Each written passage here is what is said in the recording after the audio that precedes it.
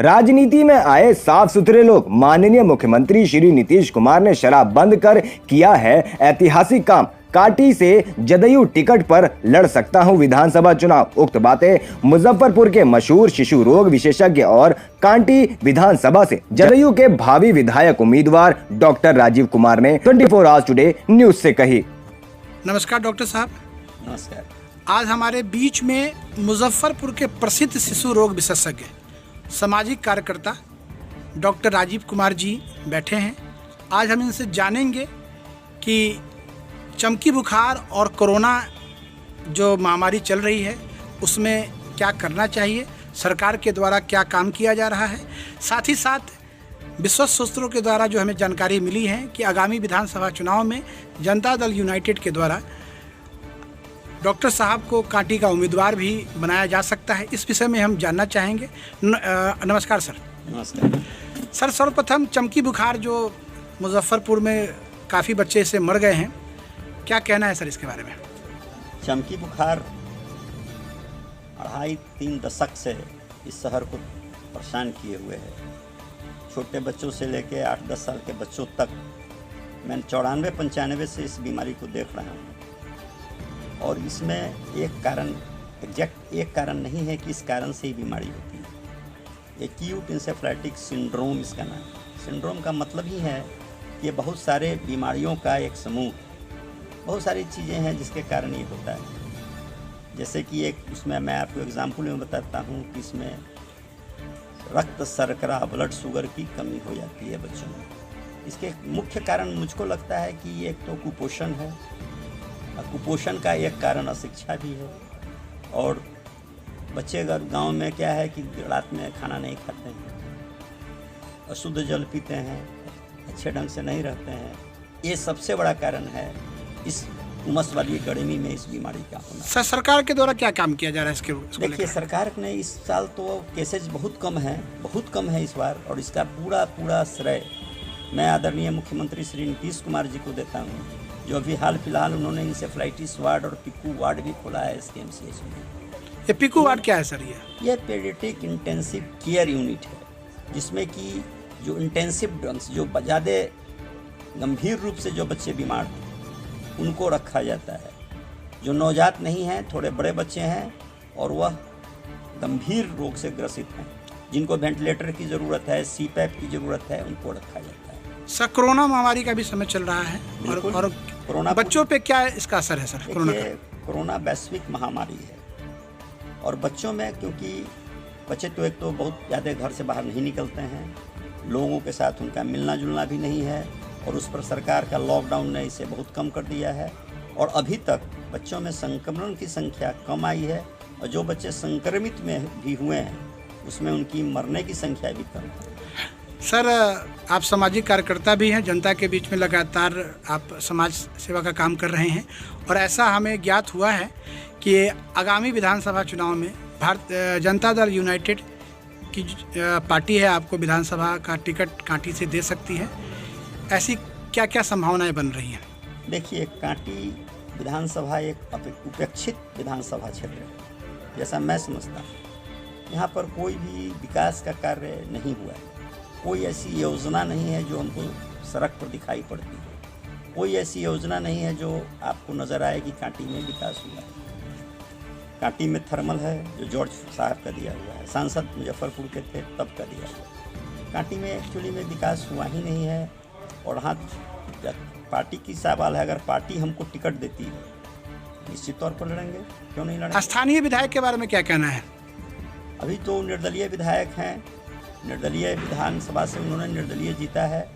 और जीतने के बाद मैं समझता हूँ कि जहाँ तक मेरी समझ है, मैं भी चूँकि इसी विधानसभा क्षेत्र में रहता हूँ, इसमें उन्होंने विकास का कार्य तो नहीं किया है।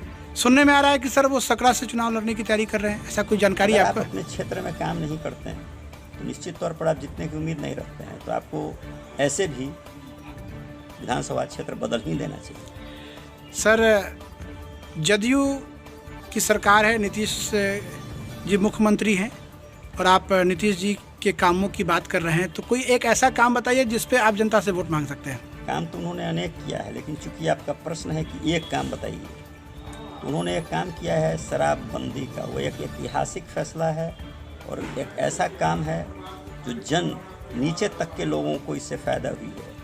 शराबबंदी से, मैं चिकित्सक हूँ, मैं जानता हूँ कि शराब से कितनी बीमारियाँ होती हैं और शराब के कारण कितने गरीब का घर उजड़ चुका है। कितना बार आप सर, तो ये विपक्ष तो कह रही है कि शराबबंदी फेल है, ऐसा क्यों बोलती है वो? भाई, आप सवाल है कि आप कहे तो आप अगर सही चश्मा से गलत नंबर से, कोई गलत नंबर के चश्मे से चीज़ देखिएगा तो आपको दिखाई नहीं पड़ेगी। आप ही बताइए कि आज आप सड़क पर अपने फैमिली के साथ कितने इत्मीनान से चलते हैं।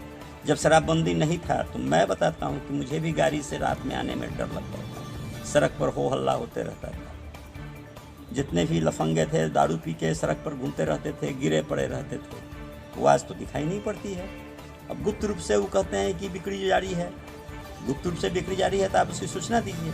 पुलिस प्रशासन उस पर कार्य कर रही है और कहने के लिए तो आप उस चीज़ के विषय में कुछ भी कह सकते हैं। सर, कांटी विधानसभा क्षेत्र के कई पंचायत जो है वो शहर से लगे हुए हैं, जैसे दामोदरपुर है, आपका लक्ष्मी नगर है, चिटकैयाँ हैं, ये सब है। तो इन पंचायतों में स्मार्ट सिटी का क्या काम हो रहा है सर? देखिए, स्पष्ट बता दूं कि स्मार्ट सिटी की जो योजना है, जो बनाने वाले लोग हैं, उनके पास विजन होना चाहिए, योजना दिखाई पड़ना चाहिए, उनको समझ आनी चाहिए। मैं कोई योजना बनाऊं कब, जब मुझे जानकारी होगी। तो स्मार्ट सिटी की जो योजना है वो हमको कागज़ पर तो दिखाई पड़ी है, पेपर में पढ़ने को मिली है, लेकिन वास्तविक स्थिति में आज के तारीख में ये स्मार्ट सिटी की योजना खासकर इस चिटकैया में, दामोदरपुर में हमको दिखाई नहीं पड़ी। सर, अगर जनता आपको मौका देती है कांटी विधानसभा से, तो पहली प्राथमिकता क्या होगी? कौन सा पहला काम करेंगे आप कांटी विधानसभा में? देखिए, एक ही चीज़ मुद्दा है जो बहुत इम्पोर्टेंट है मेरे लिए, एक चिकित्सक होने के नाते। मैं शिक्षा और स्वास्थ्य पर ही सिर्फ पहला अपना केंद्र रखूँगा। दूसरा मेरा बिंदु होगा अपराधीकरण मुक्त करना, जिसमें कि शराबबंदी हमको मदद कर रही है आज की तारीख। निश्चित तौर पर इन दो बिंदुओं पर मैं काम करूँगा। सर, स्थानीय विधायक अशोक चौधरी जी द्वारा जो है सो लगातार उनके द्वारा कहा जा रहा है कि विकास हमने किया है, विकास किया, और जैसा आप कह रहे हैं कि विकास दिख नहीं रहा है, तो ये कंट्राडिक्शन क्यों बन रही है? देखिए, विकास दिखाई पड़ना चाहिए। हम स्मार्ट सिटी कह दें कि मुजफ्फरपुर स्मार्ट सिटी हो गया और कचरे के अंबार पर बैठा हो शहर, तो क्या इसको स्मार्ट सिटी कहा जाएगा?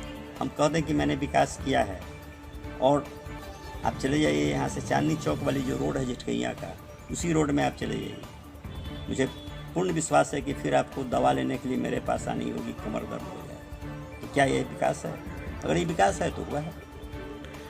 सर, लगातार सर पूर्व विधायक जो हैं ये कांटी विधानसभा के अजीत कुमार जी, उनके द्वारा कहा जा रहा है कि निर्दलीय चुनाव लड़ेंगे, निर्दलीय चुनाव लड़ेंगे। आपकी व्यक्तिगत क्या राय है? ऐसा उनको कहना चाहिए था? देखिए, ये लोकतंत्र है, यहाँ सभी को ये अधिकार है जो इंसान नहीं हो, जो पागल नहीं हो, वह चाहे पढ़ा लिखा हो या नहीं हो। हमारी संविधान उसको ये अधिकार देती है कि वह कोई भी व्यक्ति चुनाव लड़ सकता है। उसके लिए आवश्यक नहीं है कि कोई पार्टी आवश्यक हो। अगर उन्होंने कहा है कि मैं निर्दलीय उम्मीदवार लड़ूंगा, ये उनका अपना ख्यालात है, इसके विषय में मैं कुछ कह नहीं। सर, प्रश्न ये है कि आप 3 टर्म विधायक रह चुके हैं, मंत्री भी रह चुके हैं, और आज आप पुनः निर्दलीय हैं, तो फिर ये जनता का विश्वास आप कैसे जीतेंगे? क्योंकि जनता तो आपको निर्दलीय मान रही है, और आप मतलब निर्दलीय जिसके पास कोई आधार नहीं है वो निर्दलीय होता है। अब देखिए, उनके विषय में, इंजीनियर अजीत कुमार जी के विषय में मैं कुछ भी बोलना यहाँ पर पसंद नहीं कर रहा हूँ। ये जनता का सोचने का विषय है। आपने जो कहा है कि निर्दलीय का मतलब है ये कोई आधार नहीं है, तो ये अच्छी तरह समझ सकते हैं। वो 3 बार विधायक रहे हैं, परिवहन मंत्री रहे हैं, वो ज़्यादा अच्छे से समझ सकते हैं। मैं तो इस पर, चूँकि मेरा बहुत लंबा पुराना करियर नहीं रहा है राजनीति में, इसलिए मैं इस पर बोलना। सर, एक डॉक्टर के रूप में राजनीतिक करियर की शुरुआत, क्या लगता है कि डॉक्टरों को राजनीति में आना चाहिए? मैं तो समझता हूँ कि हर पढ़े लिखे इंसान को राजनीति में आना चाहिए। अगर आप किसी चैम्बर में बैठ के, किसी घर के ड्राइंग रूम में बैठ के आप शिकायत करते हैं कि बारिश में मुजफ्फरपुर शहर डूब जाती है, ये आपको अधिकार नहीं है। अगर आप अच्छे इंसान हैं तो आप आइए राजनीति में। और बनाइए अच्छा रूट, बनाइए ऐसी व्यवस्था, सिस्टम को चेंज कीजिए, सर- ऐसी योजनाएं लाइए। और चिकित्सक बहुत अच्छा योजना सर बना। आज सर विश्व रक्तदान दिवस है और कोरोना महामारी का भी समय है, क्या संदेश देना चाहते हैं आप? विश्व रक्तदान दिवस आज है। निश्चित तौर पर रक्तदान से बड़ा दान कोई दान है ही नहीं। मैं बता दूं कि अगर आप एक व्यक्ति कोई रक्तदान करता है, उससे 3-3 जिंदगियां बचाई जा सकती हैं। आप प्लेटलेट्स, जो कि डेंगू के मरीज में बहुत कम जाता है, वो प्लेटलेट्स अलग कर सकते हैं। आप प्लाज्मा चढ़ा सकते हैं, आप होल ब्लड चढ़ा सकते हैं, और इस तरह से रक्तदान करके आप 3 जिंदगी बचा सकते हैं। अगर आप रक्तदान करते हैं तो आप यकीन कीजिए, दधीची का जो अस्थि दान है उससे कम दान रक्तदान नहीं है। रक्तदान एक महादान, और इसके लिए मैं समझता हूँ हर युवा को और खुद आपको भी इससे फ़ायदा है। शायद आपको पता हो नहीं, आरबीसी 120 दिन के बाद टूट जाता है, ख़त्म हो जाता है। क्यों नहीं हम उसको टूटने से पहले किसी को देकर जान बचाने के भागीदार बने, पुण्य के भागीदार बने, और आपको भी नया रक्त बनेगा। जब आप रक्तदान करते हैं तो आपका बोन मैरो जो रक्त बनाता है वो नया सेल्स बनाता है, तो आप तरोताज़ा नए ब्लड सेल्स से युक्त होकर चमकता हुआ चेहरा आपका होता है। आप ब्लड, लोगों को भय होता है कि मैं रक्तदान करूंगा तो मुझे चलने कमजोरी हो जाएगी। मैं आपको बताता हूं कि रक्तदान करने के 30 मिनट के बाद जो सबसे भारी खेल है फुटबॉल, आप फुटबॉल खेल सकते हैं, कोई कमजोरी नहीं होती है। मैंने कितनी बार रक्तदान किया है और लोगों को प्रेरित किया है रक्तदान करने के लिए। रक्तदान महादान है, अवश्य कीजिए, और उन सभी लोगों को प्रेरित कीजिए, युवाओं को बताइए कि इनसे फ़ायदा क्या है रक्तदान करने से, यह अपने लिए भी फ़ायदेमंद। बहुत सारी ऐसी बीमारियाँ, जैसे पॉलीसाइथेमिया एक बीमारी है, पॉलीसाइथेमिया वेरा, उसमें आपके शरीर से रक्त निकाला जाता है। तो क्यों नहीं हम रक्तदान करके अपने फ्रेश ब्लड में हम जिएं और कुछ लोगों को ज़िंदगी दें।